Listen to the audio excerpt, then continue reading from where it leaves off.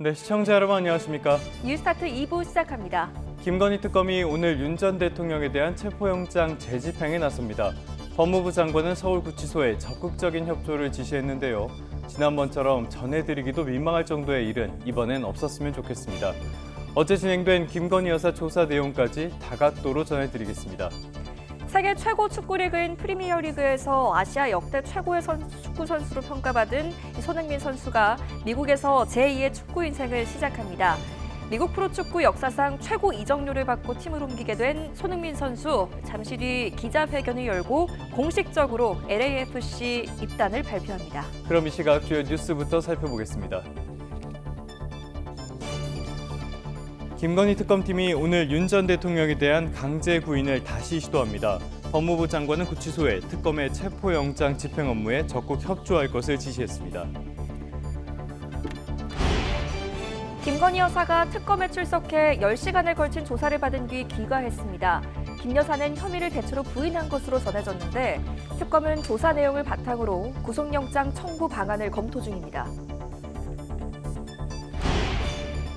주식 차명거래 의혹을 받는 이춘석 의원 파문이 확산하고 있습니다. 더불어민주당은 이 의원을 제명 조치하겠다고 밝혔고요. 국민의힘은 국기문란이라면서 윤리위 제소와 형사 고발에 나섰습니다. 함께 술을 마시던 지인에게 흉기를 휘둘러 숨지게 한 30대 남성이 경찰에 붙잡혔습니다. 30대 남성은 도망치는 피해자를 쫓아가 추가 범행을 저지른 것으로 드러났습니다. 네, 특검 수사 상황부터 살펴보겠습니다. 김건희 여사가 특검에 출석해 고강도 조사를 받은 뒤 10시간여 만에 귀가했습니다. 특검은 조사 내용을 바탕으로 구속영장 청구를 검토하고 있습니다. 먼저 임혜진 기자입니다. 민중기 특별검사팀에 소환돼 오전부터 강도 높은 조사를 받은 김건희 여사는 저녁 8시 52분 조사실을 빠져나왔습니다. 엘리베이터를 타고 1층으로 내려왔고 오전과 달리 안경을 착용했습니다. 특검 사무실에 도착했을 땐 짧게 입장을 냈지만 돌아가면서는 침묵했습니다. 지금 건강이 매우 안 좋으시니까요. 자제 좀 준비하신 거 아니요. 마지막으로 입장 한 말씀 아니요. 지금은 좀 죄송한데 건강이 매우 안 좋으세요. 오전 10시 23분에 시작된 조사는 점심시간과 휴식시간을 포함해 오후 5시 46분에 끝났습니다. 이후 김 여사는 오후 7시 10분부터 1시간 반 정도 조서를 열람했습니다. 특검은 김 여사를 상대로 도이치모터스 주가 조작 사건과 공천 개입 의혹, 건진법사 청탁 의혹, 나토 순방 당시 착용했던 모조품 목걸이 의혹 등을 두루 조사한 것으로 알려졌습니다. 윤석열 전 대통령이 대선 후보 시절 토론회에서 도이치모터스 주가 조작 의혹에 대해 허위 사실을 공표한 혐의도 포함됐습니다. 김건희 특검은 예정된 신문은 모두 마쳤다고 설명했는데 첫 소환에서 얻으려 했던 목표는 모두 이뤘다는 뜻으로 풀이됩니다. 특검은 이에 따라 조만간 김 여사에 대한 구속영장을 청구하는 방안을 적극 검토 중인 것으로 전해졌습니다. 먼저 신병을 확보한 뒤 김 여사를 둘러싼 광범위한 의혹에 대해 속도감 있게 수사에 나서겠다는 겁니다. 상당 부분 수사가 진척된 도이치모터스 주가 조작 혐의나 나토 순방에서 착용한 목걸이 관련 증거인멸 혐의를 적용할 가능성이 거론됩니다. 좀 더 확실하게 혐의를 다지기 위해 한두 차례 더 김 여사를 소환할 것이란 예상도 동시에 나오지만 특검은 김 여사 측과 추가 소환 일정을 조율하지 않았습니다. YTN 임혜진입니다. 이제 특검이 언제쯤 김 여사에 대한 구속영장을 청구할지도 관심입니다. 이르면 오늘 전격적으로 영장을 청구할 가능성도 제기가 되는데요. 변수는 아직까지 여러 남아 있습니다. 조성호 기자입니다. 김건희 여사에 대한 특검팀 조사는 하루로는 부족하다는 게 대체적인 관측입니다. 도이치모터스 주가 조작과 공천 개입, 건진법사 청탁 의혹 등을 먼저 조사했지만 이른바 집사 게이트나 양평 고속도로 노선 변경을 비롯해 남은 의혹들을 확인해야 하기 때문입니다. 혐의 사실이 방대한 데다 특검 수사의 정점이 뚜렷한 만큼 특검이 김 여사 신병 확보를 시도할 거란 건 정해진 수순이란 분석입니다. 다만 발부 여부가 수사 초기 동력에 영향을 줄 수 있다는 점에서 특검팀은 청구 시점을 놓고 고심할 수밖에 없습니다. 구속 사유가 될 정도로 혐의가 소명됐는지, 사안이 중대한지가 관건입니다. 첫 소환에서 조사한 도이치모터스 주가 조작 사건의 경우 공범 대부분 대법원에서 실형이 아닌 징역형의 집행유예를 확정받았습니다. 건진법사 청탁 의혹의 경우 김 여사에게 전달했다는 명품의 실물이나 진술을 확보하진 못했습니다. 다만 뒤늦게 조사 항목에 포함된 나토 순방 착용 목걸이, 재산신고 누락 의혹이 변수가 될 수도 있습니다. 특검팀이 확보한 건 모조품으로 판명됐는데 진짜와 가짜를 바꿔치기 했을 가능성이 있는 만큼 증거인멸 혐의 등을 적용할 수 있다는 겁니다. 첫 조사에서 이런 혐의를 일부 밝혀낸다면 추가 소환 없이 전격적으로 신병 확보에 나설 수 있다는 관측입니다. 김 여사가 구속되면 일일이 소환 일정을 조율해야 하는 부담을 벗게 되지만 되려 윤석열 전 대통령처럼 구속 이후 조사에 협조하지 않을 수 있다는 점도 특검팀이 고민하는 지점입니다. 같은 사안을 두고 부부를 동시에 구속하지 않는다는 법조계 불문율도 넘어서야 한다는 점에서 특검팀은 여론 추이 또한 신중하게 살필 걸로 보입니다. YTN 조성호입니다.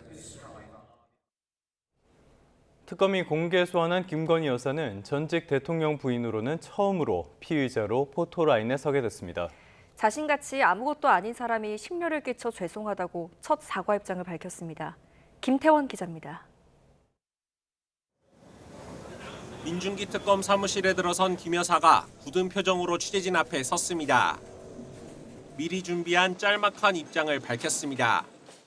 국민 여러분께 저같이 아무것도 아닌 사람이 이렇게 심려를 끼쳐서 진심으로 죄송합니다. 수사 잘 받고 나오겠습니다. 국민에게 더 할 말이 없느냐는 등 취재진 질문이 쏟아졌지만 죄송하다고 짧게 답했습니다. 명품 목걸이 수수, 도이치 주가 조작 등 이어진 질문엔 답하지 않고 조사실로 향했습니다. 명품 목걸이와 명품백은 왜 받으신 겁니까? 도이치 주가 조작 미리 알고 계셨습니까? 명태균 씨와는 왜 만나고 통화하셨습니까? 앞서 김 여사는 도이치모터스 주가 조작과 명태균 의혹 등 수사 과정에서 검찰 소환 통보를 번번이 거부해왔습니다. 하지만 사건을 이어받은 특검팀이 체포 가능성까지 내비치며 압박해오자 결국 소환 조사에 응했습니다. 그러면서 자신이 연루된 여러 의혹과 관련해 처음 공개적으로 사과했습니다. 여러 차례 재판에 출석하고 특검에도 불려나온 윤석열 전 대통령은 단 한 번도 입장을 내지 않았습니다. YTN 김태원입니다. 김건희 특검은 김건희 여사가 특검 사무실에 도착한 뒤 티타임이나 별도 면담 없이 곧바로 조사를 시작했습니다. 별도의 예우는 없었습니다. 김주영 기자입니다. 특검은 소환 통보 시각보다 10분 정도 늦게 도착한 김건희 여사를 상대로 10시 23분 조사에 돌입했습니다. 김 여사는 조사실에서 10분 정도 대기했는데 특검이나 특검보와의 별도 티타임이나 면담은 없었습니다. 오늘 오전 10시 23분에 조사를 시작하여 11시 59분에 오전 조사를 마쳤습니다. 과거 전직 대통령 등이 조사를 받을 경우 예우 차원에서 수사팀 지휘부와 짧은 티타임을 갖는 경우가 많았습니다. 앞서 윤석열 전 대통령이 내란 특검에 처음 출석했을 때는 특검보와 간단한 면담이 있었는데 이번에는 그조차도 없었습니다. 특검팀에서는 부장검사급이 조사에 투입됐고 김 여사 측에서는 최지우, 최명성 변호사 등이 입회했습니다. 김 여사 측은 조사 과정을 영상 녹화하는 것에 대해 거부했고 특검도 당사자의 동의가 없는 만큼 진행하지 않았습니다. 특검은 신문 과정에서 김건희 여사를 피의자로 불렀습니다. 경호처에서 준비한 도시락이 김 여사에게 제공됐고 조사 과정에서 30분 정도 휴식을 갖기도 했습니다. YTN 김주영입니다. 외신들도 특검에 출석한 김건희 여사 발언과 수사 상황에 큰 관심을 보였습니다. 사상 처음으로 전직 대통령 부부가 동시에 구속될 가능성도 있다고 내다봤습니다. 정유신 기자가 취재했습니다. 저같이 아무것도 아닌 사람이 이렇게 심려를 끼쳐서 진심으로 죄송합니다. 피의자로 처음 공개 소환된 한국 전직 대통령 부인의 발언을 외신들도 집중 조명했습니다. 로이터 통신은 김건희 씨가 자신을 아무것도 아닌 사람이라며 몸을 낮췄다고 보도했습니다. 이어 한국은 전직 대통령 등이 범죄 의혹으로 수사를 받는 경우가 많고 유감 표명이 법적 책임을 인정하는 것은 아니라고 꼬집었습니다. 그러면서 김 씨가 주가 조작과 뇌물 등으로 실형 선고가 가능한 중범죄 혐의를 받고 있다고 설명했습니다. AFP통신은 특검이 김 씨에 대해 조만간 구속영장을 청구할 것으로 예상된다며 한국 내 수사 분위기를 전했습니다. 영장이 발부되면 한국에서 전직 대통령과 영부인이 동시에 구속되는 첫 사례가 된다고 강조했습니다. 프랑스 유력일간지 르몽드지는 윤 전 대통령의 부인이자 정권의 실세가 첫 조사를 받았다고 표현했습니다. 또 부인을 겨냥한 특검을 막아왔던 윤 전 대통령이 세 번째 거부권을 행사한 지 일주일 뒤인 지난해 12월 비상계엄을 강행했다고 짚었습니다. 미국의 일간지 워싱턴 포스트도 윤 전 대통령이 계엄으로 권력을 장악하려 했다며 김 씨의 각종 의혹과 무관하지 않다고 보고 있다고 분석했습니다. 영부인 당시 패션과 외모에 관심을 보였던 외신들은 명품 수수 논란도 자세히 보도했습니다. 블룸버그는 한국 정치를 뒤흔든 디올백 스캔들 중심에 있던 전 대통령 부인이 조사를 받았다며 영상이 공개된 뒤 총선에서 여당에 패배했다고 되짚었습니다. 일본 언론들은 김 씨가 통일교 전 간부로부터 수천만 원대의 명품 목걸이와 가방을 수수한 혐의도 받고 있다며 종교단체 관련 의혹에도 관심을 나타냈습니다. YTN 정준입니다.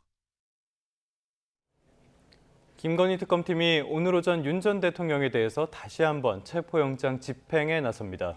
네, 지난 1일 첫 집행 시도가 있었고요. 무산됐었습니다. 이번에는 강제 구인에 성공할 수 있을지 주목됩니다. 현장 연결해봅니다. 박정현 기자. 네, 서울구치소 앞입니다. 네, 지난번에는 말씀드리기도 민망한 일이 있었던 것 같고요. 오늘 다시 한번 강제 구인이 시작될 전망인데 아직은 현장이 조용한 것 같습니다. 분위기 어떻습니까? 네, 지지자들로 추정되는 몇몇이 자리를 지키곤 있지만 아직 이른 시간인 만큼 다소 한산한 분위기입니다. 김건희 특검팀은 아침 8시쯤 이곳 서울구치소에 도착할 예정인데요. 2시간 정도 남은 건데 영장 집행 시간이 가까워지면 만일에 대비해 주변 경력 배치도 이뤄질 거로 보입니다. 앞서 특검팀은 지난 1일 첫 체포영장 집행을 시도했습니다. 하지만 윤 전 대통령의 강한 저항에 부딪히며 2시간 만에 빈손으로 철수했습니다. 윤 전 대통령이 수의도 입지 않은 채 속옷 차림으로 바닥에 누워 완강히 버티는 바람에 달리 방법이 없었던 게 특검 설명입니다. 이후 윤 전 대통령 측 변호인과 조사 방법, 시점 등을 논의해왔으나 결국 체포영장 기한 만료일인 오늘까지 이견을 좁히지 못하면서 엿새 만에 재집행을 결정한 겁니다. 네, 이번에도 난항이 예상되는데 2차 집행에 특검이 성공할 수 있을까요? 네, 우선 특검팀 강경 대응을 예고한 상태입니다. 최대한 불상사가 없도록 노력하겠지만 윤 전 대통령이 지난번처럼 나온다면 물리력 동원도 불사하겠다는 입장입니다. 특검팀 그제 브리핑에선 지난 2017년 국정농단 특검 당시 윤석열 수사팀장이 최순실 씨를 강제 구인한 사례를 언급하며 영장 집행 의지를 거듭 나타내기도 했습니다. 윤 전 대통령이 이번에도 협조치 않는다면 강제로라도 끌어내겠다는 건데 이 경우 충돌 가능성도 배제하긴 어렵습니다. 윤 전 대통령 측은 불법적으로 몸에 손을 댄다면 법적 책임을 묻겠다며 강격이 맞서고 있는데요. 앞서 지난 4일에도 윤 전 대통령 측 변호인단은 입장문을 통해 1차 체포 시도는 전직 대통령 망신주기나 다름없었다고 날을 세웠습니다. 윤 전 대통령이 영장 집행에 저항해 옷을 벗었다는 건 역시 사실이 아니라 반박했습니다. 당시 변호인 접견 문제로 특검과 대치하며 대기 시간이 길어지자 더워서 잠시 수의를 벗었던 것일 뿐이라는 겁니다. 네, 방금 들은 것처럼 양측의 신경전 계속 이어지는 것 같습니다. 어제 정성호 법무부 장관도 관련해서 직접 지시를 남겼다고요? 네, 앞서 1차 체포 시도 불발 뒤에도 윤 전 대통령이 조폭보다 못한 행태를 보였다며 맹비난했던 정성호 법무부 장관, 어제 서울구치소에 지시를 내리고 이례적으로 언론 공지까지 냈습니다.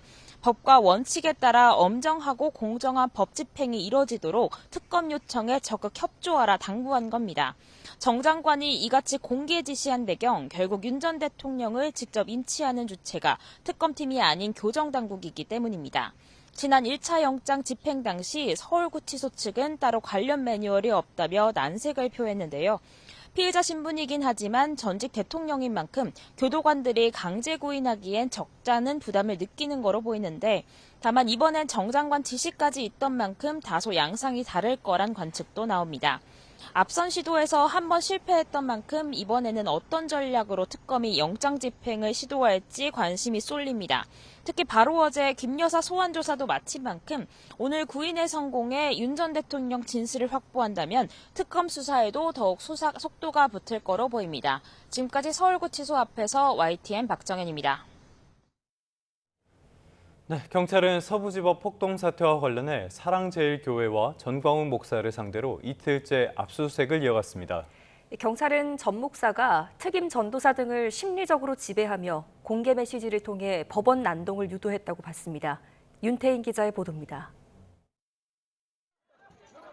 사랑제일교회 특임 전도사 이모 씨와 윤모 씨는 서부지법 폭동에 가담한 혐의로 최근 1심에서 각각 징역 3년과 3년 6개월의 중형을 선고받았습니다.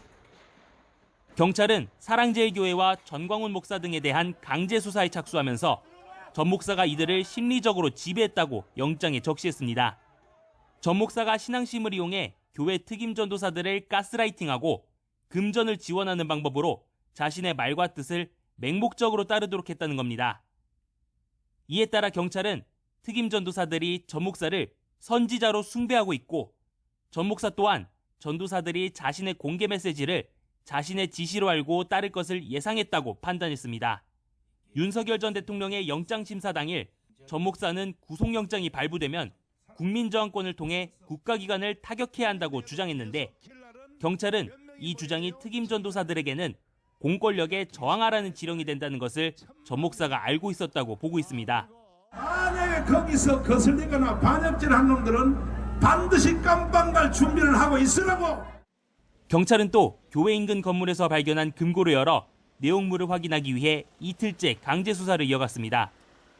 금고 외에 추가 특이사항 있었나요? 비밀번호를 파악하지 못해 열지 못했던 금고를 개방하기 위해 전문 업체도 대동했는데 금고는 비어있던 것으로 파악됐습니다. 경찰은 압수수색 결과 등을 바탕으로 전 목사 소환 여부를 검토할 방침입니다. YTN 윤태인입니다.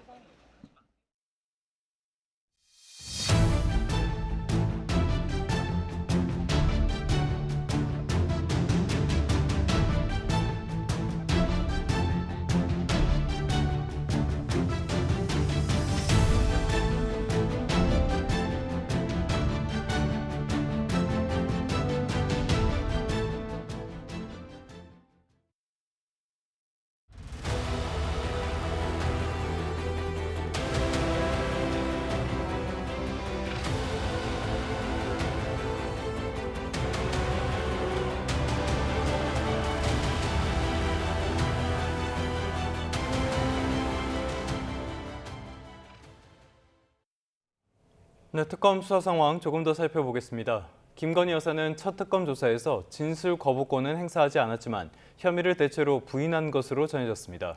이후 특검은 이러한 김 여사의 태도를 부각하며 신병 확보 필요성을 강조할 가능성도 점쳐지고 있습니다. 김철희 기자의 보도입니다. 김건희 여사 소환을 앞두고 특검팀은 도이치모터스 관련자들에 대한 수사에 속도를 내왔습니다. 지난 3일 관련 혐의로 유죄가 확정된 권오수 전 도이치모터스 회장을 소환한 데 이어 주가 조작의 컨트롤타워 역할을 한 이종호 전 블랙펄 인베스트먼트 대표의 신병 확보에도 성공한 겁니다. 오늘 변호사법 위반 부분에 대해서 어떻게 법정에서 소명하셨습니까? 성실히 임했어요. 특검은 또 서울고검 재수사팀으로부터 김 여사가 주식을 주문하는 녹음 파일도 넘겨받는 등 관련 물증 역시 함께 다져왔습니다. 이처럼 사건의 실체가 어느 정도 드러났다는 판단 아래 김 여사에게는 도이치 관련 질문이 가장 먼저 던져졌습니다. 검찰 단계에서도 수사했던 한문혁 부장검사가 직접 조사에 참여했고 이후에 명태균 씨 관련 공천 개입 의혹과 건진법사 청탁 관련 혐의에 대해서도 차례로 조사가 진행됐습니다. 그간 혐의 전반을 부인해온 김 여사는 진술 거부권 행사 없이 적극적으로 혐의를 반박했습니다. 먼저 도이치모터스 주가 조작에 대해선 통상적인 주가 관리만 있었을 뿐이고 오히려 주가 조작에 이용당했다는 기존 입장을 거듭 강조한 거로 알려졌습니다. 최근 논란이 된 반클리프 아펠 목걸이에 대해선 15년 전쯤 홍콩에서 모친 선물용으로 목걸이를 샀고 모조품인 걸 알면서도 순방 당시 빌려 착용했던 거라고 해명했습니다. 이러한 김 여사 주장에 대해 특검은 그간 확보한 직간접 증거를 바탕으로 혐의를 추궁하며 맞섰습니다. YTN 김철입니다. 특검 수사를 받으러 들어가는 김건희 여사의 표정은 시종일관 굳어 있었습니다. 특검이 건물 내부까지 공개하면서 차에서 내려서 엘리베이터를 탑승하기까지 2분여 동안의 모습을 고스란히 온 국민이 지켜봤습니다. 이문석 기자입니다. 검은색 SUV 차량이 특검 사무실 앞에 멈춥니다. 10여 초 뒤 뒤쪽 문이 열리고 김건희 여사가 모습을 드러냈습니다. 변호인 중 한 명인 최지우 변호사가 동행했습니다. 무표정한 얼굴에 시선은 줄곧 아래쪽을 향했습니다. 김 여사는 지지자들과 취재진을 뒤로 한 채 특검 사무실이 있는 건물로 들어갔습니다. 휠체어를 타진 않았습니다. 2층으로 오르는 에스컬레이터에서도 여사의 입은 굳게 닫혀 있었습니다. 12층 조사실로 향하는 엘리베이터 앞에서 마침내 입을 열었습니다. 국민 여러분께 저같이 아무것도 아닌 사람이 이렇게 심려를 끼쳐서 진심으로 죄송합니다. 수사 잘 받고 나오겠습니다. 추가 질문이 이어졌지만 변호사가 막아섰고 김 여사는 한 번 더 죄송하다는 말만 남기고 엘리베이터에 올랐습니다. 특검이 공사로 평소 통제했던 건물 내부를 열어주면서 2분여간 김 여사의 이동 모습이 국민에게 공개됐습니다. YTN 임석입니다. 김건희 여사는 전직 영부인으로서는 처음으로 특검의 포토라인에 섰습니다. 또 윤석열 전 대통령과 함께 전직 대통령 부부로서는 처음으로 모두 특검에 공개 소환된 사례로 남게 됐습니다. 계속해서 신귀혜 기자입니다. 김건희 여사가 특검의 수사가 개시된 지 한 달여 만에 포토라인에 섰습니다. 모습과 내부 동선, 발언까지 실시간으로 공개됐는데 이렇게 수사기관에 공개 출석한 건 전직 영부인으로선 최초입니다. 특검 사무실 앞에는 지지자들과 유튜버들이 몰렸고 주변 시민들의 관심도 집중됐습니다.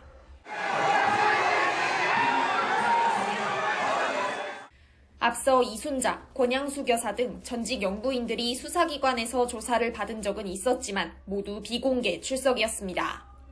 김 여사가 수사기관 조사를 받은 건 이번이 처음은 아닙니다.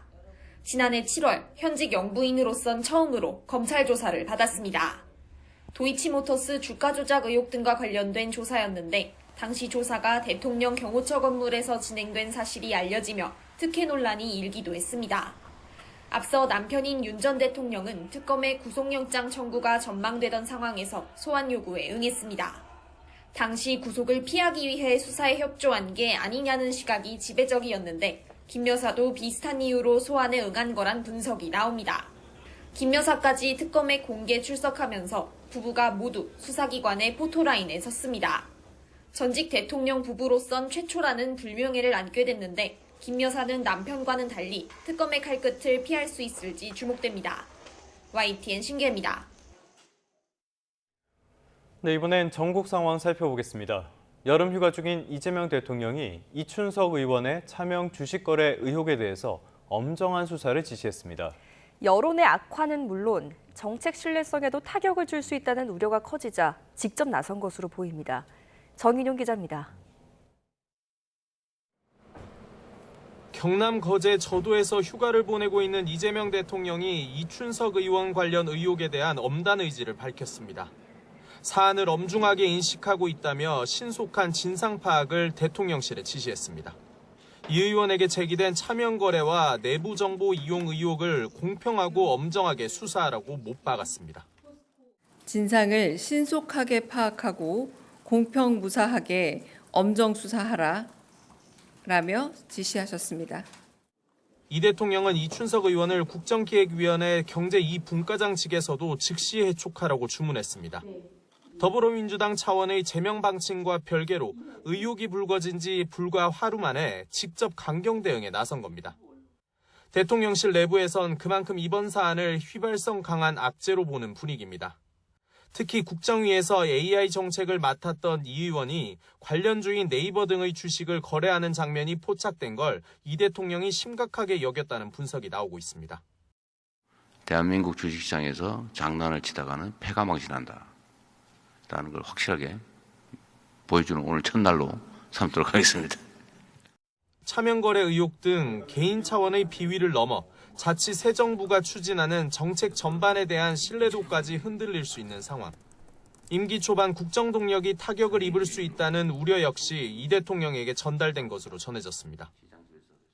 여기에다 주식 양도세 과세 대상을 확대하는 세제 개편안에 대한 개미 투자자들이 반발이 거센 것도 이 대통령의 신속한 대응에 영향을 미쳤을 거란 관측이 나옵니다.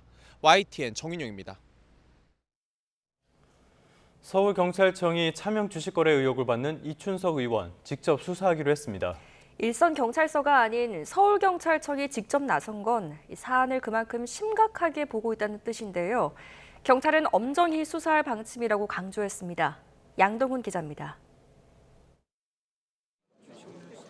경찰은 차명 주식 거래 의혹이 불거진 이춘석 의원 관련 고발 사건들을 서울경찰청 금융범죄수사대에 배당해 수사하기로 했습니다. 법과 원칙에 따라 엄정히 수사할 것이라고도 강조했습니다. 이 의원은 지난 4일 국회 본회의장에서 보좌관 명의로 된 계좌로 주식 거래를 하는 모습이 한 언론사 카메라에 포착돼 논란이 됐습니다. 국민신문고를 통해 서울 영등포 경찰서에 먼저 고발장이 접수됐고 국민의힘 의원과 시민단체 등도 잇따라 이 의원을 경찰에 고발했습니다. 앞서 이 의원은 자신의 SNS를 통해 본회의장에서 주식 화면을 열어본 것은 변명의 여지가 없는 잘못이라고 사과하면서도 차명 거래는 사실이 아니라고 항변했습니다. SNS에 올린 그게 전부입니다. 그래서 조사하면 밝혀질 거니까요. 이에 따라 경찰은 이 의원이 보좌관 명의로 된 계좌를 이용해 실제 차명으로 주식 거래를 했는지 확인하는 데 수사력을 모을 것으로 보입니다. 수사 결과 의혹이 사실로 드러난다면 금융실명법 위반이 됩니다. 또 해당 계좌의 실질적인 소유주가 이 의원으로 밝혀질 경우 재산을 축소 신고한 것이 돼 공직자윤리법 위반으로 처벌받을 수 있습니다. 국정기획위원회 경제 2분과장을 역임 중인 이 의원이 네이버 등 AI 관련 기업 주식을 차명 거래한 것으로 드러난다면 자본시장법이나 이해충돌방지법 위반 소지도 있습니다. 이재명 대통령까지 직접 나서 엄정 수사를 강조한 가운데 경찰이 이춘석 의원의 주식 거래 의혹 실체를 밝힐지 관심입니다. YTN 양동훈입니다. 오늘의 주요 정치 일정입니다. 더불어민주당 정청래 대표가 오늘 경남 김해를 찾아 고 노무현 전 대통령 묘역을 참배합니다. 이어서 양산 평산마을로 이동해 문재인 전 대통령을 예방할 계획입니다. 정 대표는 또 경남 합천의 수해 현장을 방문해 피해 상황을 점검하고 간담회도 진행합니다. 국민의힘은 오늘 오전 전당대회 본경선에 나설 당대표 후보 4명을 발표합니다. 대선 후보였던 김문수 전 고용노동부 장관과 조경태, 안철수, 장동혁, 주진우 의원 가운데 한 명이 컷오프 탈락의 고배를 마시게 됩니다. 당은 어제까지 책임단원과 일반 국민 여론조사를 50%씩 반영하는 예비 경선을 치렀습니다. 이재명 정부의 첫 번째 특별 사면 대상자를 가리기 위한 심사가 오늘 이뤄집니다. 법무부는 오늘 오후에 정보과천청사에서 사면심사위원회를 열고 광복절 특사 후보자를 가릴 예정입니다. 특사 후보로는 자녀 입시 비리 혐의로 징역 2년이 확정돼 수감 중인 조국 전 조국혁신당 대표가 거론됩니다. 지금까지 오늘의 정치 일정이었습니다. 날씨 상황 하나 살펴보죠. 가평에서는 폭우가 휩쓸고 간 지 약 보름 만에 호우경보가 다시 발령되면서 강한 비가 쏟아졌습니다. 피해 복구를 채 마치지 못한 주민들은 추가 피해가 생길까 불안함을 감추지 못했습니다. 표정우 기자가 현장 다녀왔습니다. 지난달 내린 폭우로 부서진 양식장 수조는 철근만 남은 채 형체를 알아보기도 힘듭니다. 이곳에서 기르던 송어는 찾아볼 수 없고 떠내려온 집기류만 한가득 쌓여 있습니다. 보름 전 폭우가 휩쓸고 간 흔적이 그대로인 경기도 가평에 또다시 거센 비가 쏟아졌습니다. 지금 도로에서 물이 저희 집 쪽으로 지금 밀고 들어와서 지금 지하실에 지금 물이 또 들어가고 있어요. 논도 밭도 다 잠겼고 과수원도 다 잠겼어요. 호우 경보까지 내려지며 마을 주민에겐 하천변 등 위험 지역을 피해달라는 안내 문자가 발송됐습니다. 폭우 피해를 겪은 양식장 앞입니다. 앞서 내린 폭우로 도로 일부가 유실됐는데요. 또다시 강한 비가 내리면서 하천 수위가 오르고 흐름도 거세지고 있습니다. 뿌리째 뽑힌 나무가 쓰러져 있고 축대가 무너져 바닥에 돌덩이가 나뒹굽니다. 망가진 밭을 복구하지도 못했는데 산사태 주의보까지 발령됐습니다. 잠을 못 자요. 어저께도 못 잤어요. 빗소리만 나면 잠 못 자요. 예, 수면제 먹고 자도 잠을 못 자요. 이런 가운데 갑자기 불어난 물에 차량이 고립되는 등 짧은 시간 집중적으로 쏟아지는 비에 잠시라도 긴장을 놓을 수 없습니다. 폭우로 집안도 약해진 상태라 추가 피해가 생기는 건 아닌지 주민들의 한숨이 깊어지고 있습니다. YTN 표정입니다. 경제 한 줄 뉴스입니다. 한국농촌경제연구원은 민생회복지원금으로 소비가 늘어나면서 이번 달 수박과 복숭아, 토마토 같은 과일류 가격이 평년보다는 비쌀 것이라는 전망을 내놨습니다. HD 현대중공업이 한미 관세 타결 뒤 처음으로 미 해군 7함대 소속의 4만 1,000톤급 화물 보급함 정기 정비 사업을 수주했습니다.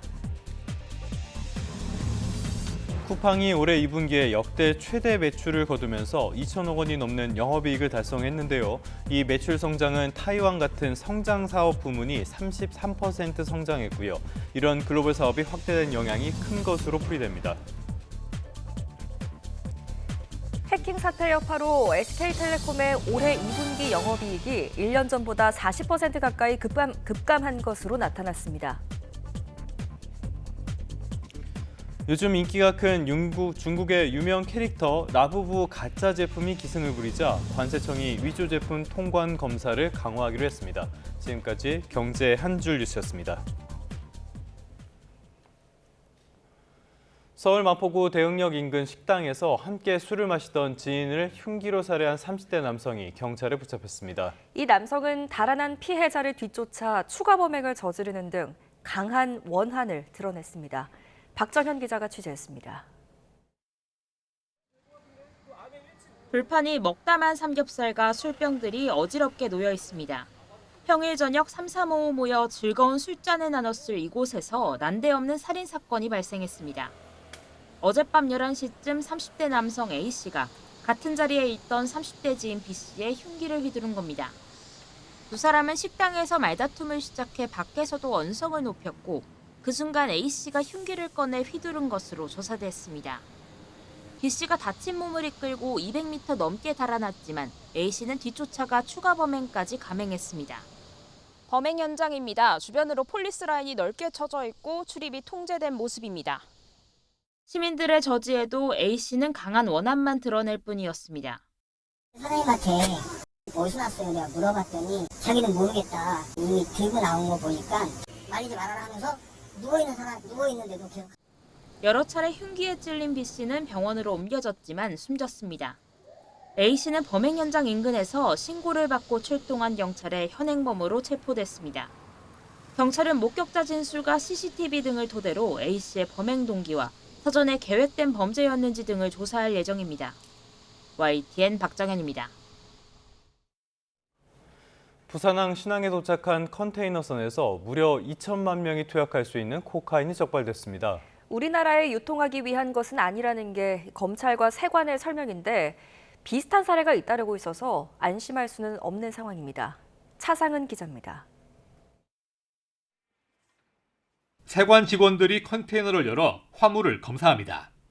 포장지를 뜯어 내용물을 긁어내자 하얀 가루가 나옵니다. 검사 결과 가루의 정체는 코카인이었습니다. 서류상으로는 화물을 내리고 비어 있어야 할 컨테이너가 코카인 운반에 쓰인 겁니다. 적발된 코카인은 600kg으로 무려 2천만 명이 동시에 투약할 수 있는 양입니다. 부산항에서 적발한 코카인 가운데 역대 최대 규모입니다. 코카인이 실린 선박은 중남미 국가들과 일본을 거쳐 지난 5월 부산 신항에 입항했고 다시 중국으로 갈 예정이었습니다. 우리나라 유통 가능성을 염두에 두고 검찰이 외국인 선장과 선원 등을 수사했지만 코카인 밀반입에 관여한 흔적은 나오지 않았습니다. 코카인의 목적지는 제3국이라는 게 수사당국의 설명입니다. 미국 마약 단속국이 제공한 정보 등을 취합 대조한 결과 국제 마약 조직에 의해 중남미에서 선적되어 제3국에서 회수할 예정이었으나 우리나라 항만에서 코카인이 대량 적발된 건 이번이 처음이 아닙니다.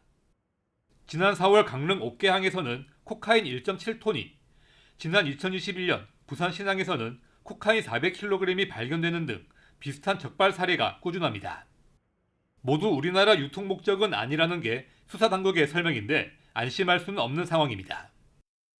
최근 미국과 유럽의 국경 단속이 강화됨에 따라 국제 마약 조직이 한국을 포함한 동아시아 지역으로 코카인 판로를 확대하려는 정황이 포착되고 있습니다. 우리나라를 지나는 선박에서 잇따라 마약류가 적발되면서 유통을 막기 위한 국제 공조도 중요해지고 있습니다. YTN 최상입니다. KTX 산천 열차가 터널에서 갑자기 멈춰 승객들이 3시간 40분 동안 큰 불편을 겪었습니다. 동력이 있는 운전실 4대가 모두 고장난 건데 당시 코레일은 사고 여파도 제때 파악하지 못했던 것으로 보입니다. 김민성 기자가 취재했습니다. 불이 꺼진 채 멈춘 KTX 열차 안. 승객들이 차창 불빛에 의지해 통로를 걸어다닙니다. 용산행 호남선 열차가 고장나 승객 838명이 터널에 갇힌 건 오전 10시쯤. 오송역 근처 장제 터널이었는데 기약 없는 기다림의 시작이었습니다. 애초 60분 지연이 예상된다던 코레일. 이후 70분, 120분, 다시 180분가량으로 말을 바꿔 거듭 안내 문자를 보냈습니다. 그나마 냉방 장치는 살아있었습니다. 말이 자꾸 우왕좌왕 말이 왔다 갔다 하는 거예요. 3시간 반 동안을. 대책이 없이 방송도 보고 왔다 갔다 말을 하고. 고장 여파로 호남선 기차 9대가 길게는 40분간 연착되고 있던 그때 그 사이 취재진과의 통화, 문자 메시지에서 코레일은 문제 없다는 말만 되풀이하고 있었습니다. 연착 이런 거 없는 거죠? 네, 지연은 없어요. 뭐 다른 거 지장 없는 거죠? 네, 맞습니다. 결국 승객들은 현장에 220분 만에 도착한 구원 차량에 의해 터널을 나와 오송역에서 임시 기차로 갈아탔습니다. KTX 산천 열차 2대를 연결한 사고 차량은 개별 동력을 가진 운전실을 4대나 갖고 있었는데 모두 먹통이었던 것으로 파악됐습니다. 코레일은 고장 차량 승차권을 전액 환불하고 고장 원인을 조사할 예정입니다. 미축한 게 열차잖아요. 열차가 세상에 지금 대한민국에서 3시간 40분 동안을 매뉴얼도 없이 이렇게 서 있다는 게 말이 됩니까? YTN 김민성입니다. 절기 입추인 오늘도 무더위가 기승을 부리겠습니다. 이에 따라 중부 지역으로도 다시 폭염특보가 내려질 가능성이 있습니다. 지난 밤사이 남부지방을 중심으로 비가 내렸습니다. 오늘 오전까지 내륙 곳곳에 비가 조금 더 내리다가 점차 그치겠는데요. 하지만 동해안 지역은 저녁까지 5에서 30mm의 비가 이어지는 곳이 있겠고 제주도에는 내일까지 최고 60에서 80mm의 비가 더 오겠습니다. 오늘 서쪽 지방은 낮부터 하늘이 점차 맑아지겠습니다. 다만 자외선이 무척 강하겠고요. 남해안과 제주도 해안에서는 너울성 파도를 조심해 주셔야겠습니다. 현재 기온 보시면 곳곳에서 열대야가 이어지고 있습니다. 현재 서울 기온 25.5도, 강릉 25.2도, 창원은 26.4도를 보이고 있고요. 낮 동안에도 찜통더위가 이어집니다. 서울 한낮 기온 32도, 전주도 32도, 대구는 33도까지 오르겠습니다. 내일은 무더위 속에 동해안 지역으로 한때 소나기가 지나겠고요. 다가오는 주말 동안에는 남부를 중심으로 또다시 비가 내릴 전망입니다. 날씨였습니다.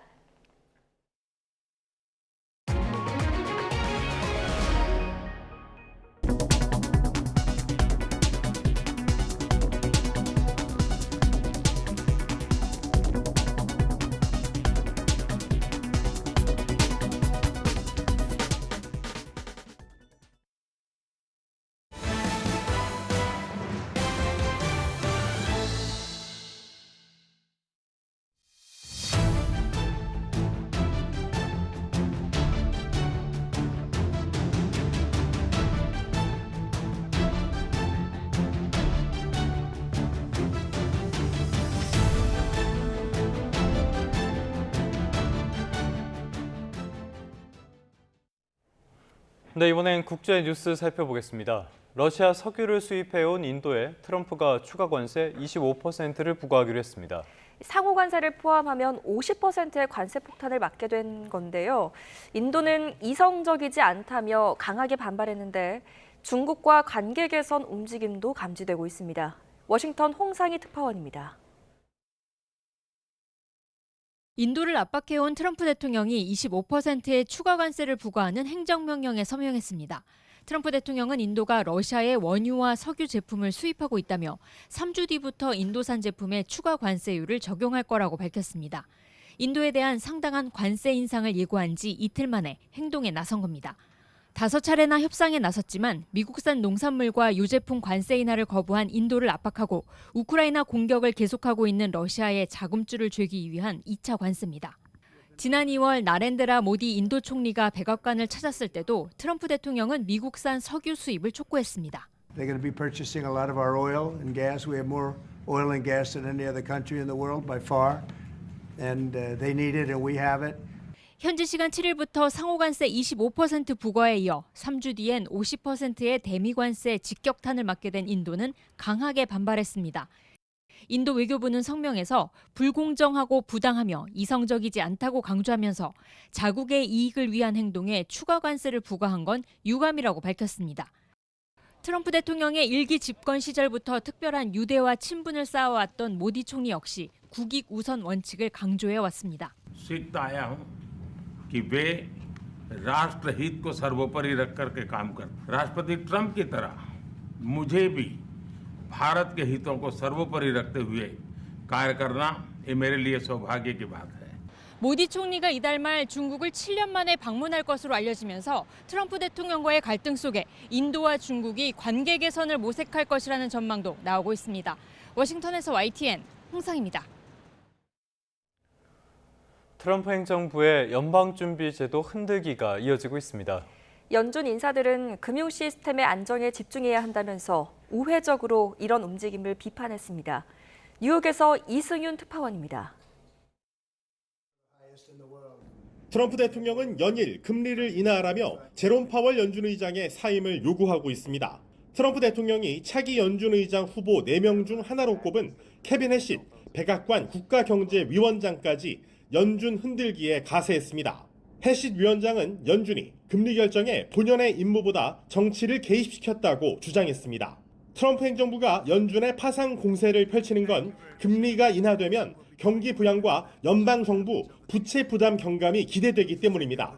트럼프 대통령이 사임한 아드리아나 투글러 연준 이사의 후임을 임명하면 연준 이사 7명 중 금리 인하파가 3명으로 늘게 됩니다. 연준 인사들은 의견 차이는 있을 수 있지만 관세로 인한 불확실성 대응에 집중해야 한다고 강조하고 있습니다. We maybe shouldn't be surprised when there's more disagreement about how people are reading things through. Particularly highlights the need to lean into the outlook. 차기 연준 의장까지 발표돼 파월 의장 힘 빼기가 본격화할 것이란 우려에 연준 인사들은 연준 흔들기를 우회적으로 비판했습니다. We have to convey stability of the system and stability of the financial system. And there is a communications challenge and a decision-making challenge that we have to be very careful and very. 이런 가운데 미국의 대형 유통업체 코스트코는 관세로 인한 가격 인상 부담을 줄이기 위해 일부 품목의 이익률을 축소했다고 밝혔습니다. 리사 쿡 연준 이사는 미국 기업들이 관세로 인한 불확실성에 대비하는 비용을 세금처럼 내고 있지만 경제 지표에 잡히지 않고 있어 주목할 필요가 있다고 지적했습니다. 뉴욕에서 YTN 이승윤입니다. 구글이 요청한 고정밀 지도 반출 결정을 앞두고 논란이 가열되고 있습니다. 네, 정부가 내일 회의를 열고 반출 여부를 결정하는데요. 쟁점이 뭔지 차유정 기자가 정리해드립니다.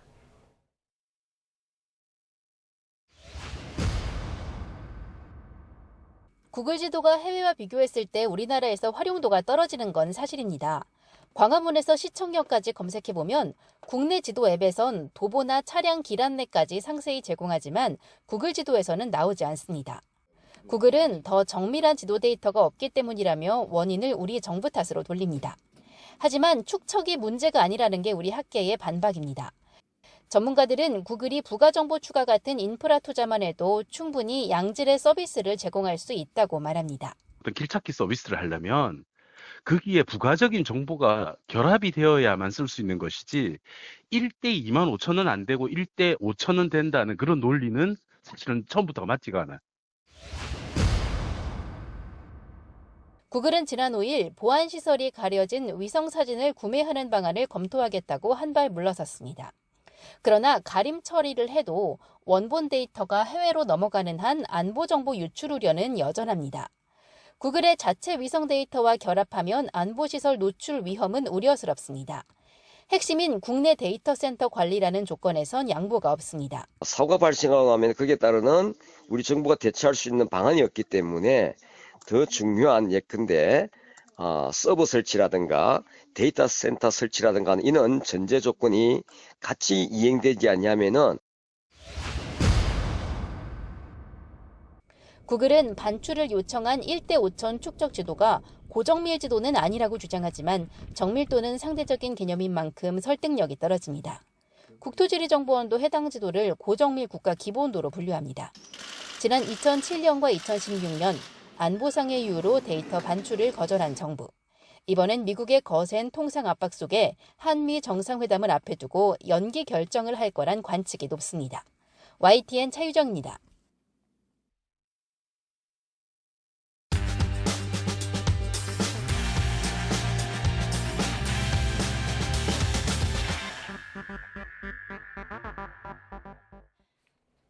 (8월 7일) 목요일 스타트 브리핑 시작합니다. 첫 번째 기사 보겠습니다. 신세계백화점 본점을 폭파하겠다는 협박글을 올린 중학생, 그리고 같은 날 또 폭파 예고 댓글을 단 20대 남성이 경찰에 붙잡혔습니다. 불특정 다수를 대상으로 한 허위 협박이 잇따르고 있는데 중대범죄로 엄벌해야 한다는 동아일보 기사입니다. 중학교 1학년 A군의 진술은 이랬습니다. 사람들 반응이 궁금했다고요.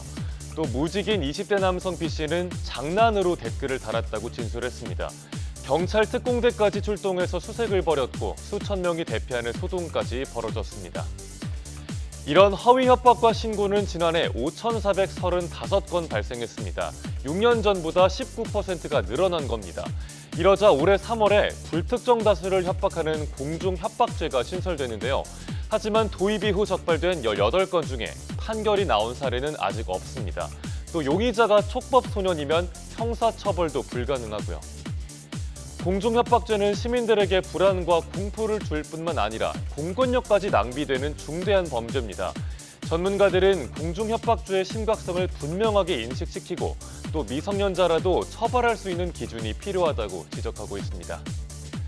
다음 기사 보겠습니다. 정부가 미국산 쌀과 쇠고기, 과체류의 추가 개방 논의는 없다고 선을 그었죠. 그런데도 미국산 사과와 배 수입 시기가 앞당겨질 수 있다는 전망이 나오는데요. 왜 그런 건지 경향신문이 정리했습니다. 정부는 미국산 과체류 데스크, 즉 수입 검역을 전담하는 직원을 두는 방안을 검토 중입니다. 우리나라의 농산물 수입 검역 절차는 총 8단계로 진행되는데 미국산 수입 전담 데스크가 생기면 단계별로 걸리는 시간이 줄어들 수 있겠죠. 사과는 아직 제출 자료를 검토하는 2단계에 머물러 있습니다. 미국 측이 1993년에 신청을 해놓고 강하게 요구하지 않아서 진행이 상대적으로 더딘 편입니다. 반면 감자는 2007년에 신청했는데 곧 절차가 마무리될 예정입니다. 즉 미국의 우선순위에 따라서 수입 절차가 빨라질 수 있다는 뜻입니다. 그렇게 되면 사실상 추가 개방이 아니냐는 거죠. 정부는 양국 검역 당국 간의 소통을 강화하는 차원이라고 밝혔습니다. 하지만 농가들은 시장 개방 우려가 현실화되고 있다면서 반발하는 중입니다. 끝으로 서울신문입니다. 다들 여름 휴가는 다녀오셨나요? 성수기라 해외여행 많이들 가실 텐데 글로벌 여행 플랫폼이 다 된 휴가 계획에 재를 뿌린다고 하네요. 유동수 더불어민주당 의원실에 따르면 관련 피해 접수는 매년 가파르게 늘고 있습니다. 2021년엔 141건이었는데 지난해엔 8월까지만 해도 823건입니다. 숙소 예약을 빠뜨린다거나 오버부킹이 된다거나 항공권을 취소했는데 환불이 계속 미뤄지는 사례들이 대표적입니다. 그런데 글로벌 플랫폼들은 본사가 해외에 있어서 소통이 어렵죠. 그러다 보니까 항의를 하더라도 즉각적인 피해 구제가 잘 안 됩니다. 전화를 수십 번 하면 절반 정도만 받는데 그때마다 일일이 다 상황 설명을 하기도 하죠. 한국 법인이나 체계적인 고객센터를 갖춘 곳도 얼마 없습니다. 1년에 한 번 가는 여름 휴가인데 돈과 기분 모두 날리면 안 되겠죠. 문제가 계속 발생하면 국내 영업에 제한을 두는 등 강력한 조치가 필요하다는 전문가의 의견도 신문은 함께 전하고 있습니다. 8월 7일 아침 신문 살펴봤습니다. 지금까지 스타트 브리핑이었습니다.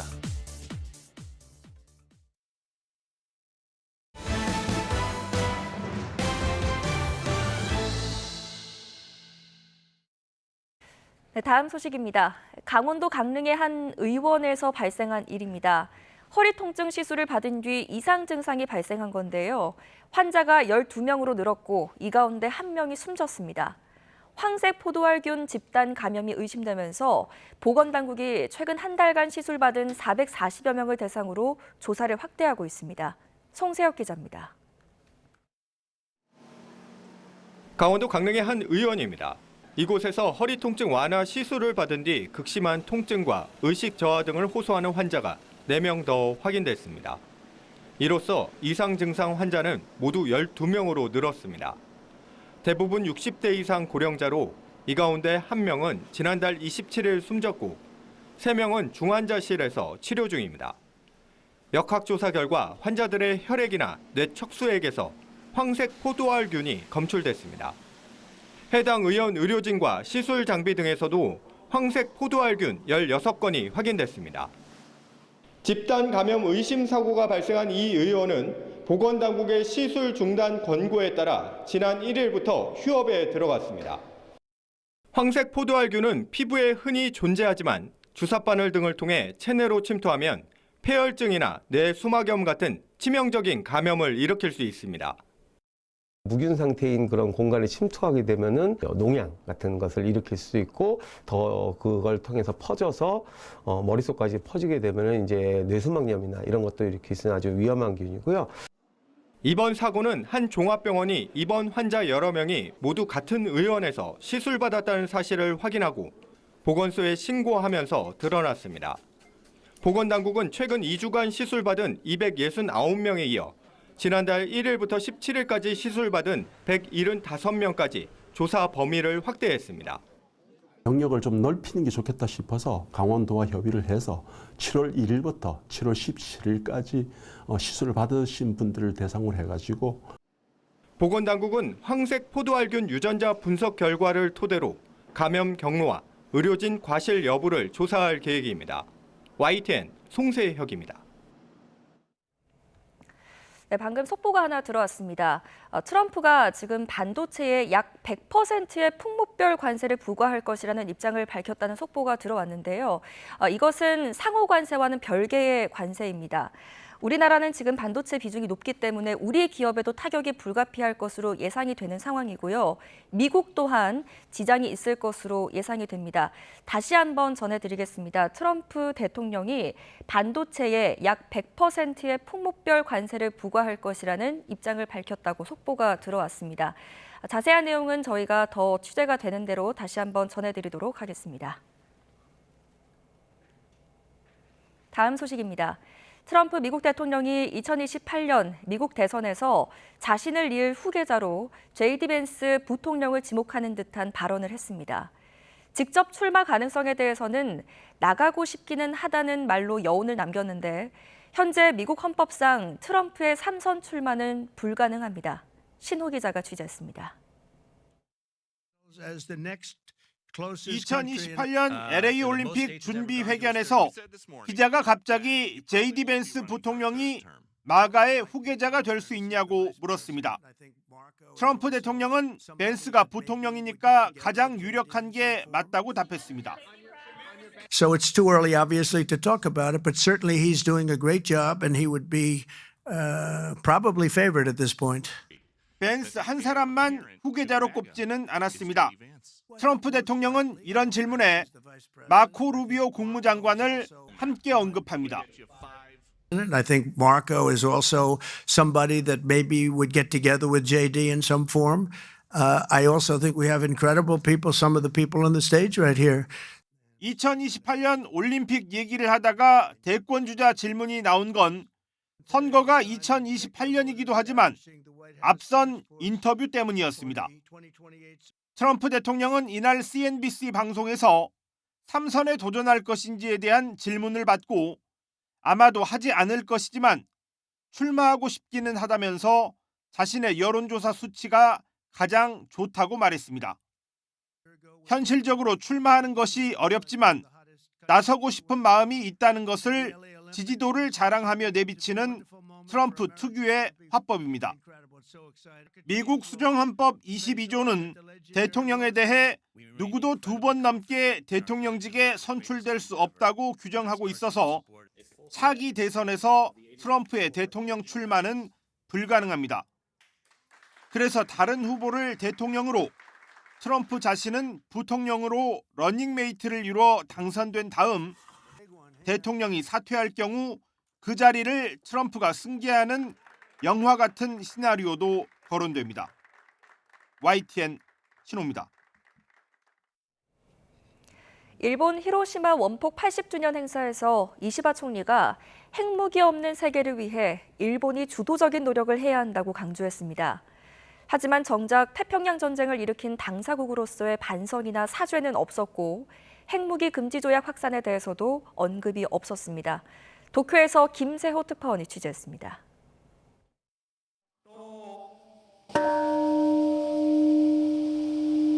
평화의 종소리와 함께 1분간 묵념으로 시작한 히로시마 원폭 80주년 기념식. 이시바 총리는 원폭의 참화를 되풀이하면 안 된다고 강조했습니다. 그러면서 핵무기 없는 세계를 위한 노력을 일본이 주도해야 한다고 말했습니다. 核兵器のない世界に向けた国際社会の取り組みを主導することは唯一の戦争被爆国である我が国の使命であります。 하지만 핵무기를 제조하지도 보유하지도 반입하지도 않는다는 비핵 3원칙을 강조하면서도 핵무기 금지 조약은 언급하지 않았습니다. 일본은 미국의 핵 우산을 고려해 핵무기 사용, 개발을 금지한 핵무기 금지 조약은 가입하지 않고 있습니다. 또 피폭국임을 부각하면서도 정작 태평양 전쟁 당사국으로서의 반성이나 사죄 역시 없었습니다. 이번 기념식에는 역대 최다인 120개 국가, 지역 대표를 비롯해 5만 5천 명이 참석했습니다. 평화기념공원 반대편에서는 핵무기를 폐기하고 전쟁 종식을 촉구하는 시위가 열렸습니다. 시위 참가자들은 이시바 총리가 사실상 미국과의 핵 공유를 옹호하고 있다고 주장했습니다. 原爆犠牲者を追悼すること、そして核共有を唱える石破が記念式典に来ることに反対すること。 그러면서 각지에서의 전쟁을 멈추고 일본이 전쟁에 참가하지 않도록 노력해야 한다고 강조했습니다. 도쿄에서 YTN 김세호입니다. 고온건조한 날씨 속에 유럽에 대형 산불이 이어지는 가운데 이번에는 프랑스에서 70년 만에 최악의 산불이 발생했습니다. 인도 북부 지역에서 기습폭우로 산사태가 발생하며 4명이 숨지고 100여 명이 실종되기도 했습니다. 박영진 기자입니다. 시뻘건 불길이 거센 바람을 타고 무섭게 번져나갑니다. 현지 시간 5일 프랑스 남부 오드 지방에서 시작된 산불은 이미 수도 파리보다도 넓은 면적을 휩쓸었습니다. 지난 1949년 이후 프랑스에서 발생한 최악의 산불입니다. Très important pour nous d'être là parce que la catastrophe est une catastrophe d'ampleur. 소방대원 2,000명이 진화에 나섰지만 고온건조한 날씨가 이어진 데다 강한 바람까지 겹치면서 불길이 쉽게 잡히지 않고 있습니다. 인도 북부 히말라야 산간 마을. 갑작스러운 폭우에 급류가 협곡을 따라 쏟아지면서 마을이 통째로 진흙탕 속에 묻혀버렸습니다. 폭포처럼 쏟아져 내린 거센 물길에 사람도 집도 휩쓸려갔습니다. हम इधर से पास में फिर देखा हमने कई आदमी उड़ के जा रहे थे नीचे कई मकान बह गए इधर हट थे सारे पेड़ थे सारे खत्म हो गए. 실종자만 100명이 넘고 인도 당국은 병력까지 동원해 전시 수준의 구조 작업을 펼치고 있습니다. 짧은 시간 좁은 지역에 집중적으로 쏟아지는 이른바 구름폭우. 전문가들은 기후 변화를 그 원인으로 지목합니다. In times to come, and of course, the intensity and the frequency is increasing, so that can be attributed directly to changing climatic conditions. 세계 기상기구는 폭염과 폭우로 극단을 치닫는 기후 재난 상황이 앞으로도 지속하거나 더 악화할 것이라고 경고하고 있습니다.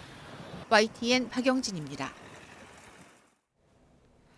미국 뉴욕 맨해튼 링컨 센터에서 열리는 K-뮤직 나이트 콘서트에 참여하는 가수 김창완 씨가 한글이 K-팝의 매력을 만들어주고 있다며 K-록과 K-밴드도 세계로 뻗어나갈 잠재력이 있다고 말했습니다. 김창완 씨는 뉴욕 한국문화원에서 특파원들과 만나 K-팝의 원동력이 무엇인지 우리가 이미 발견했다고 단정 지을 필요는 없다고 본다며 이처럼 말했습니다. 또 여러 시도를 해봐야 하고 그게 우리에게 길을 열어줄 것이라며 한국 음악의 다양한 장르들이 새롭게 조명을 받으면 K-팝에도 더 많은 가능성이 생겨날 것이라고 덧붙였습니다. 그룹 블랙핑크의 로제가 미국 주요 대중음악 시상식인 2025 MTV 비디오 뮤직 어워즈에서 8개 부문 후보에 올랐습니다. 구체적으로 보면 로제는 앞서 브루노 마스와 협업한 노래 아파트로 올해의 비디오와 올해의 노래를 비롯해 7개 부문 후보로 지명됐고 솔로 앨범에 수록된 다른 노래로도 최고의 K-팝 후보에 올랐습니다. 지명 소식이 알려지자 로제는 SNS를 통해 자신도 너무 놀라 어떤 말을 해야 할지 모르겠다며 감격한 심정을 팬들에게 전했습니다. 요즘 시장을 보면 뉴욕 증시는 어떤 일이 있어도 강세 흐름을 이어가려고 한다는 게 느껴집니다. 간밤에 3대 지수는 모두 반등했는데요. 다우는 0.18% 오르는데 그쳤지만 S&P 500과 나스닥은 각각 0.73%, 1.21% 올랐습니다. 그러니까 우량주보다는 기술주의 자금이 쏠렸다는 뜻이기도 합니다. 어떤 소식이 시장에 영향을 미쳤을까요? 이번에는 애플이 주인공이었습니다. 트럼프가 애플에 추가 투자를 발표할 예정이라는 뉴스가 나온 건데요. 1,000억 달러 규모로 애플의 미국 내 투자 금액은 6천억 달러로 늘어나게 됐습니다. 트럼프는 애플이 아이폰의 제조 기반을 미국으로 옮기지 않는다면 최소 25% 관세를 부과하겠다고 위협해 왔는데요. 이번 조치로 경쟁에서 유리하게 됐다는 분석이 나옵니다. 그래서 애플의 주가는 5% 넘게 급등했습니다. 그리고 이런 온기는 기술주 전반으로 퍼져나갔습니다. 하지만 시장이 지나치게 낙관적이라는 우려는 여전합니다. 무엇보다 세계 무역 질서에 격변을 불러올 트럼프의 상호 관세가 곧 시행되기 때문인데요. 미국 동부 시각으로 7일 0시 1분부터니까 이제 몇 시간 남지 않았습니다. 트럼프는 미국을 위해서 수조 원을 벌었다고 자랑을 하는데 이거는 아주 단편적인 이야기에 불과합니다. 당장은 무역 협상을 타결한 상대국들과의 이견이 이어진다는 점에서 우려가 큽니다. 워낙 합의 자체가 모호하게 이루어지고 명확한 문서도 없다 보니까 서로 다른 해석이 나오는 건데요. 그나마 양보를 얻어낸 건 트럼프가 팔을 비튼 동맹국, 우호 국가들입니다. 정말 중요한 중국과 러시아, 인도 같은 나라와의 협상은 지지부진하죠. 그리고 이게 정말 미국에 도움이 될 것인가? 이 부분에도 의문이 많습니다. 지금 당장은 기업이 관세 충격을 감내하고 있지만 계속 이렇게 갈 수는 없죠. 결국 소비자에게 관세 부담이 전가될 수밖에 없고 미국 내의 물가 상승과 경기 타격이 불가피하다는 뜻이 되기도 합니다. 여기에서 끝이 아닙니다. 미국의 불확실성으로 결국 전 세계 경제가 타격을 받게 될 것이라는 전망도 나옵니다. 트럼프는 인정하지 않겠지만 이건 모두 트럼프 2기의 책임이 될 겁니다. 끝으로 종목 하나 더 살펴보겠습니다. 바로 디즈니입니다. 간밤에 3분기 실적 발표가 있었는데요. 디즈니는 4월부터 6월까지를 3분기로 삼습니다. 이 실적 전반적으로는 괜찮았습니다. 순이익이 1년 전에 2배 수준으로 집계 됐는데요. 그런데 주가는 2.6% 넘게 빠졌습니다. 왜일까요? 사업부별로 봤을 때 테마파크는 좋았는데요. 반대로 TV와 영화 분야는 아주 실망스러웠습니다. 특히 영화 분야는 아예 적자로 돌아서기도 했습니다. 비교적 실적이 좋았지만은 시장 기대에는 미치지 못한 셈이죠. 과연 디즈니가 상황을 반전할 저력을 발휘할 수 있을지 주목됩니다. 지금까지 3분 뉴욕 증시였습니다. 오늘은 절기 입추지만 전국적으로 무더위가 기승을 부리겠습니다. 현재 서울 기온은 25.5도로 열대야가 이어지고 있고요. 한낮 기온도 32도까지 오르면서 어제보다 3도가량 더 높겠습니다. 여기에 습도까지 높아서 더 끈적하게 느껴질 것으로 보이는 만큼 외출하실 때는 통풍이 잘 되는 시원한 옷차림 해주시고요. 틈틈이 수분 섭취도 잘 해주시기 바랍니다. 지난 밤 사이에는 남부지방을 중심으로 비가 내렸습니다. 오늘 오전까지 내륙 곳곳에 비가 조금 더 내리다가 점차 그치겠는데요. 하지만 동해안 지역은 저녁까지 5에서 30mm의 비가 이어지는 곳이 있겠고 제주도에는 내일까지 최고 60에서 80mm의 비가 더 오겠습니다. 오늘 낮부터 서쪽 지방은 하늘이 점차 맑아지겠습니다. 다만 자외선 지수가 매우 높게 치솟겠습니다. 현재 기온 보시면 곳곳에서 열대야가 이어지고 있습니다. 현재 서울 기온 25.5도, 광주 26.7도, 부산은 27.6도를 나타내고 있습니다. 낮 동안에도 서울과 전주의 한낮 기온 32도, 창원은 34도까지 올라 무척 덥겠습니다. 이에 따라 중부지방으로도 다시 폭염특보가 내려질 가능성이 있습니다. 내일은 무더위 속에 동해안 지역으로 한때 소나기가 지나겠고요. 다가오는 주말 동안에는 남부를 중심으로 또다시 비가 내릴 전망입니다. 풍랑특보가 발효 중인 제주 해상과 남해 먼바다, 동해 먼바다에서는 강한 바람과 함께 물결이 높게 일겠습니다. 항해나 조업하는 선박은 이 점 각별히 유의하시기 바랍니다. 지금까지 YTN 윤수빈입니다. 네, 뉴스타트 3부 잠시 뒤에 계속됩니다.